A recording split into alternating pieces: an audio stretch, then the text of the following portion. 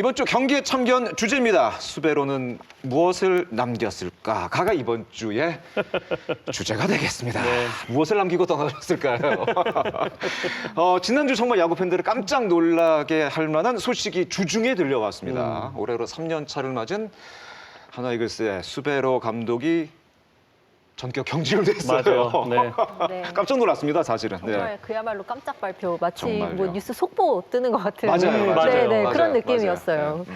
그러니까 11일이었는데요. 하나가 이제 대전에서 삼성이랑 경기를 했는데 이겼죠. 2연승이었고. 근데 종료 직후에 뭐 감독에게 경질이 통보됐다고 하고 외부적으로도 이제 공식적으로 발표가 됐습니다. 그러니까 경질 사유는 뭐 당연히 뭐 성적 때문 뭐 그렇죠. 이죠. 예. 예. 수베로 감독은 2020년 10월에 하나랑 3년 계약을 하고 한국으로 왔는데 이제 하나 구단 사상 첫 외국인 감독이기도 했고요. 네네. 하지만 이 부진한 성적으로 인해서 896일 만에 그러니까 올 시즌은 896일. 네, 올 시즌은 896일. 개막하고 31경기를 하고 경질 결정이 됐습니다.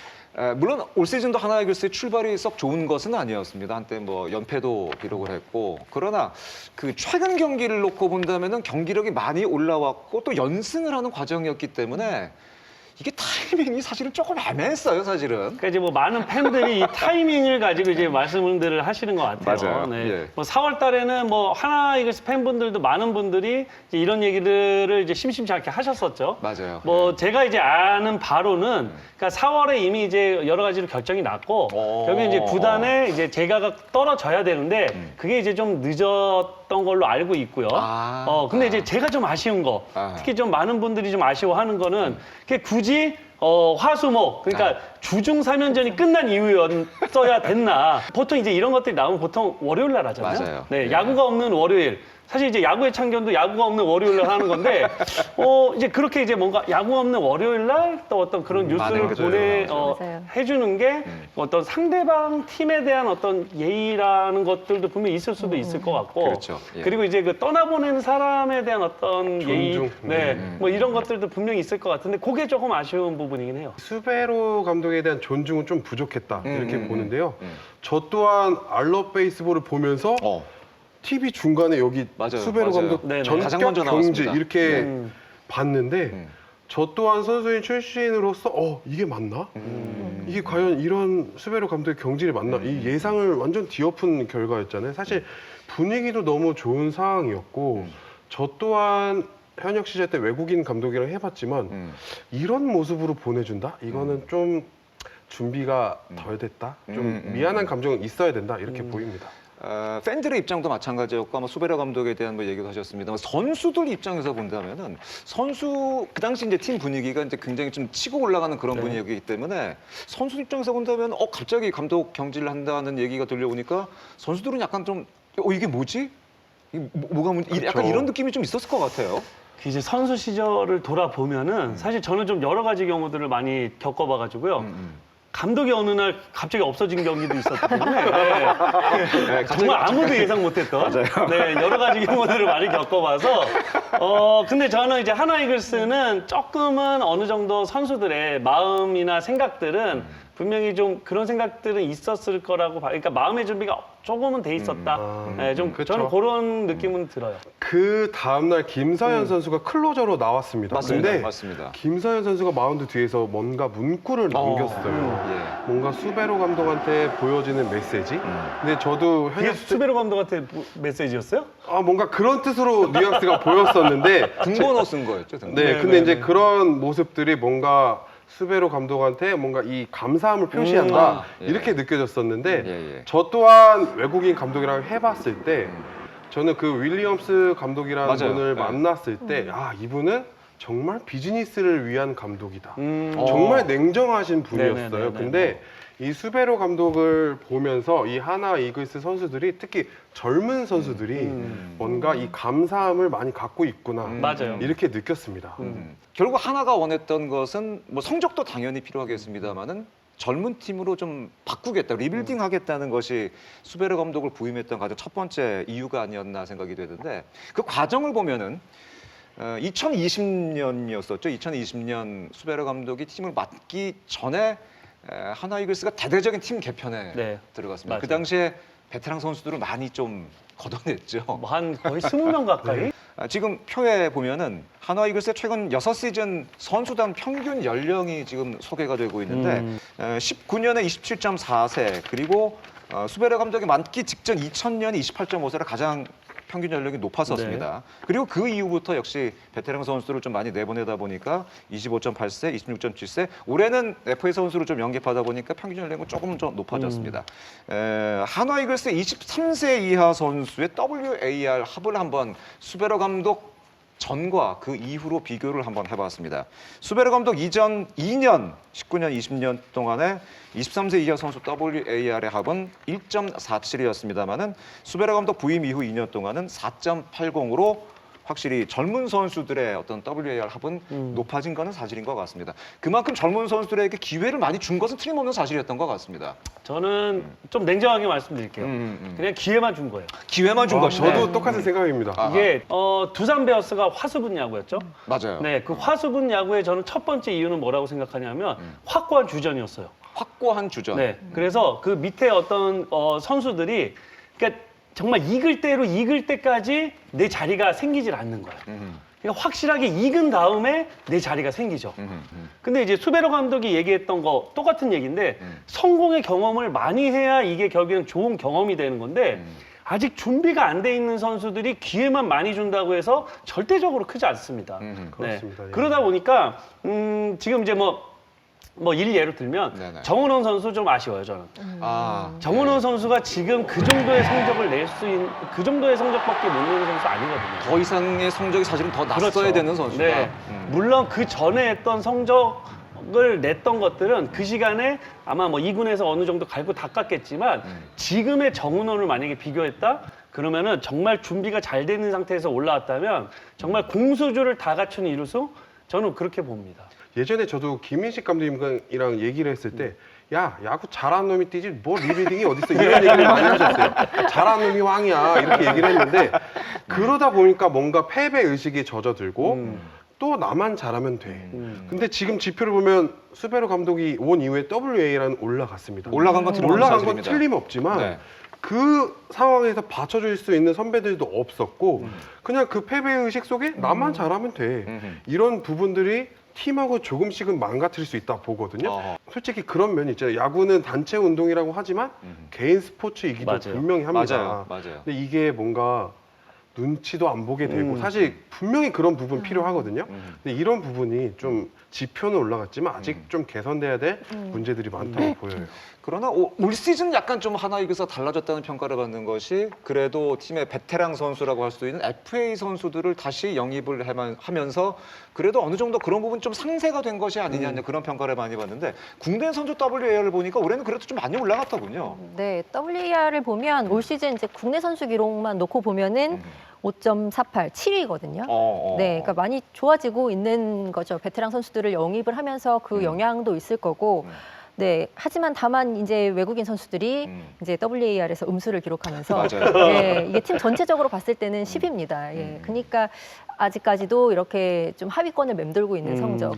그러니까 팬들이 이제 비판하는 부분이 바로 이 네네. 부분이 되겠습니다. 물론 수베르 감독이 뭐 잘못한 부분도 있고 어떤 그 성장에 대한 어떤 그 효과가 생각했던 것보다 크지 않다라는 비판도 물론 있지만 외국인 선수를 좀 더 잘 뽑아왔으면 지금보다는 낫지 않겠느냐 비판도 있는 것도 사실이에요. 사실. 맞아요. 맞습니다. 네. 예. 수베르 감독이 좀 유독 용병 덕을 보지 못한 면도 분명히 있어요. 맞아요. 네, 그러니까 제대로 활용을 하지를 못했었거든요. 그래서 최근 3년간 WAR 보면은 뭐 아시겠지만 근데 작년에 이제 카펜터랑 킹업이 동시에 시즌 초반에 동시에 맞습니다. 부상을 그렇죠. 당하면서 거의 원투펀치인데 활용을 못했잖아요. 그리고 대체 선수로 왔는데 이 한화에서 뛴 대체 선수, 그러니까 외국인 선수 4명이 모두 합쳐서 8승을 올렸어요. 그러니까 정말 뭐 감독으로서는 사실 마운드를 운영하기가 굉장히 맞아요. 어려운 맞아요. 상황이었던 거죠. 그리고 또 올해는 또 뭐 말할 것도 없잖아요. 이 버치 스미스 선수 벌써 맞아요. 돌아갔고요. 60개 던지고 집에 갔습니다. 네. 갔잖아요. 그리고 오그레디 선수 좀 안타까운 맞아요. 상황이고. 그러니까 외국인 선수를 이렇게 리스트업을 하고 체크하고 또 뭐 계약하고 하는 것은 보통 일반적으로 이제 프런트의 업무다라고 생각을 많이 하는데 이렇게 외국인 선수의 전력 누수가 크고 이 구멍이 큰 상황에서 성적 부진의 원인을 오롯이 다 감독에게만 지울 수 있느냐 하는 지적이 당연히 나올 수밖에 없는 거죠. 맞습니다. 그런 비판들이 나오기 때문에 여러 가지 의견들도 나오는 것이 아닌가 생각이 됐는데 어쨌건 간에 이제 아쉬움을 뭐 남겨놓고 아쉬움을 뒤로 하고 리빌딩을 앞세운 수베러 감독의 시대는 이제는 끝난 거는 분명한 사실입니다. 어쨌든 2년간의 결과를 이제부터는 내야 되는 어떤 시기가 온 것이 아닌가 생각이 됐는데 2군 감독이었던 최은호 감독을 1군 감독으로 선임을 했습니다. 일각에서는 시간의 문제지 언젠가는 최은호 감독이 올라오지 않겠느냐라는 얘기를 굉장히 많이 했습니다. 최원호 감독은 이제 수베로 감독이 오기 전에도 감독 대행으로 100경기 이상을 맞습니다. 네, 그렇죠. 이제 팀을 네. 맡았었고 그리고 이제 지난해 끝나고 2군 감독으로서 3년 계약을 예, 정말 좀 이례적인 예, 장기 계약을 맺었었고요. 뭐 여러 가지로 결국에는 좀 준비돼 있었고 또 뭐 대기했다라고 볼 수도 있을 것 같고요. 근데 이제 그게 이제 시즌 중간에 이제 들어온 건데 뭐 어느 누구보다 하나 이글스를 가장 좀 현재 시점에서 잘 아는 감독이고요. 또 이런 젊은 선수들의 좀 속속들이 좀 알 수 있는 감독. 좀 그래서 뭐 아주 희망적이라고 봐요. 희망적으로 본다. 네네. 예. 저 또한 네, 희망적으로 보는 이유가 사실 최원호 감독이 퓨처스 리그에서도 몇 년 동안 선수들을 봐왔었고 맞아요. 또 작년 시즌 또 퓨처스 리그 우승도 시켰고 음. 워낙 선수들의 이 동선이나 모든 걸 다 파악하고 있기 때문에 선수들의 성향을 잘 안다고 봐요. 또 얼마 전에 김태균 의원이 그런 얘기를 했잖아요. 일단은 선수들 응원을 해달라. 질타는 시즌 끝나고 해라.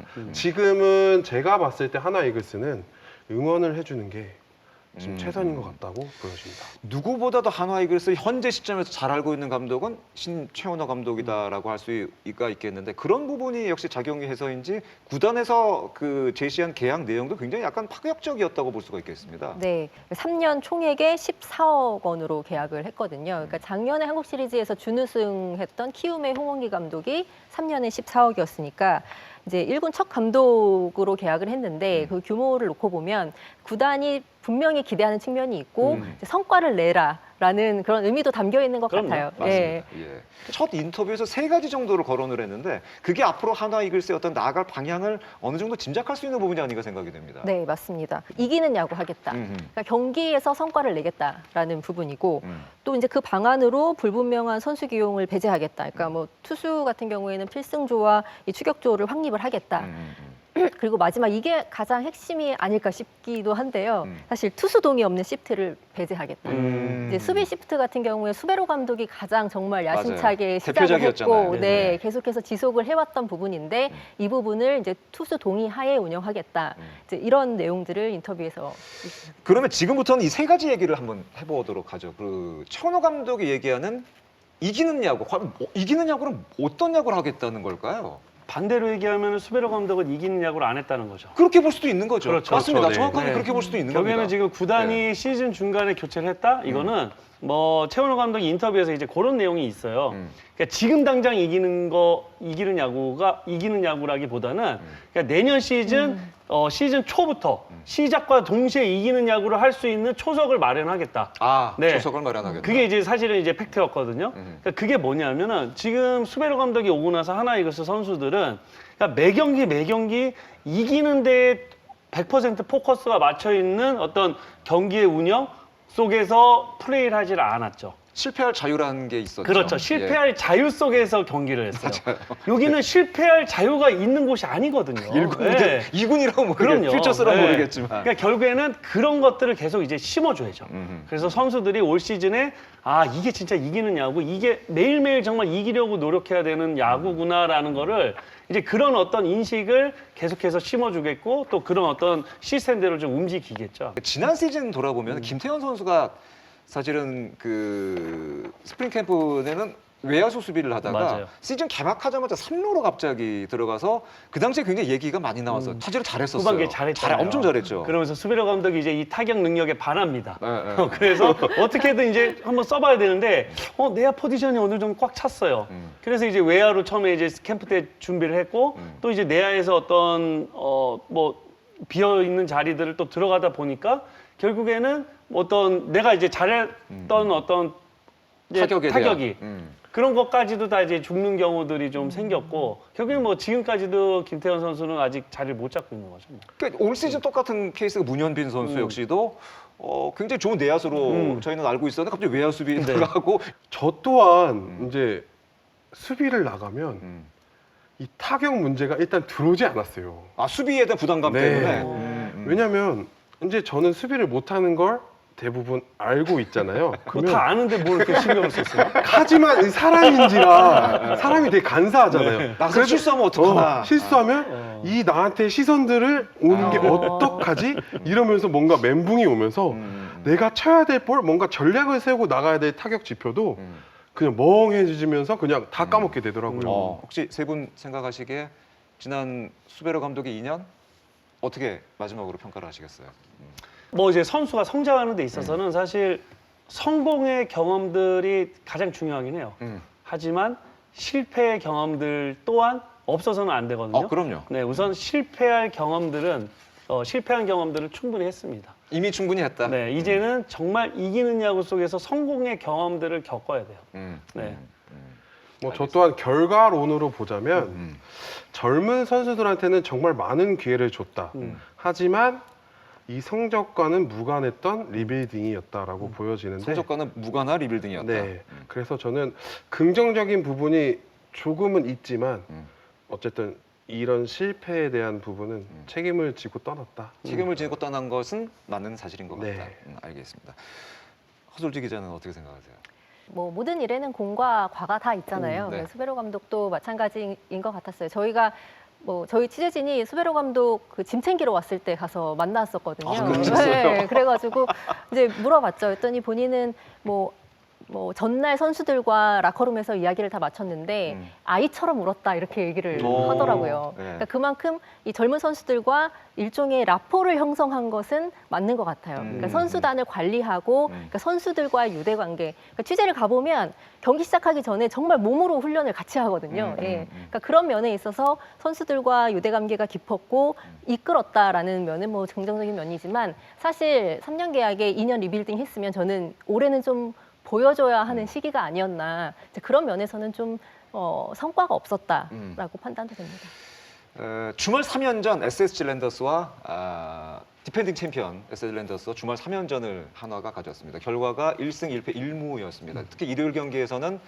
연장까지 가는 승부 끝에 무승부로 끝이 났습니다.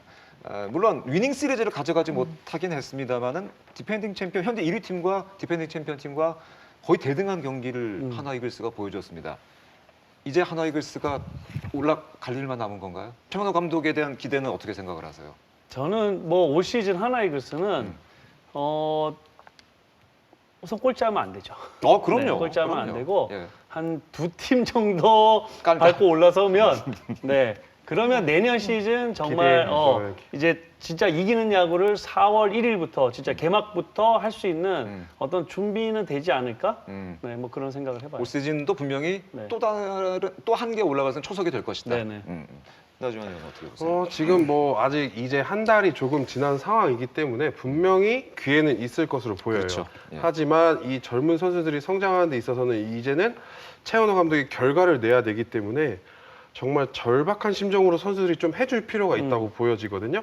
이런 부분들이 뭐 정우람 선수 주장인 정우람 선수부터 뭔가 이런 모습들이 합쳐지는 모습들이 분명히 보여진다면 뭐 많은 투자를 했기 때문에 긍정적인 부분이 많다라고 볼 수 있겠습니다. 저 한마디만 더 해도 될까요? 그럼요. 갑자기 생각나는데. 말씀하십시오. 네.